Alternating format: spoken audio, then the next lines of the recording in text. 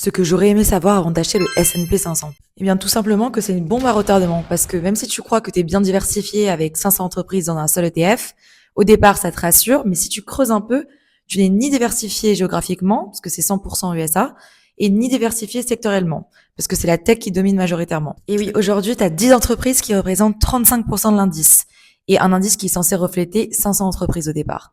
Et ça, c'est plutôt un gros problème. Parce que regarde ce que l'histoire nous apprend quand un secteur prend beaucoup trop de place. En 1972, la consommation a pesé 22% du marché. Résultat, d'ailleurs, un crash de moins 50%. En 2000, c'est la même chose, mais avec la tech, qui dominait avec 34%.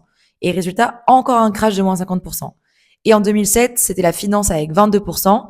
Et résultat, un crash de moins 57%. Et aujourd'hui, c'est la tech et le télécom qui représentent plus de 40% du S&P 500. Donc, si tu vois la logique, ça veut dire qu'à chaque fois qu'un secteur devient trop dominant, le marché le corrige violemment. Donc, ce qu'il faut retenir, c'est que le S&P 500, c'est pas si diversifié qu'on le croit et il est ultra dépendant de la tech. Donc, si t'es plus sûr de toi et t'es pas sûr de tes placements, n'hésite pas à te rendre sur optivest.fr. Tu peux découvrir ton profil investisseur en 15 minutes. C'est gratuit et on trouve les meilleurs placements adaptés à ton profil, ton budget et en fonction de où tu veux investir. Alors, qu'est-ce que t'attends?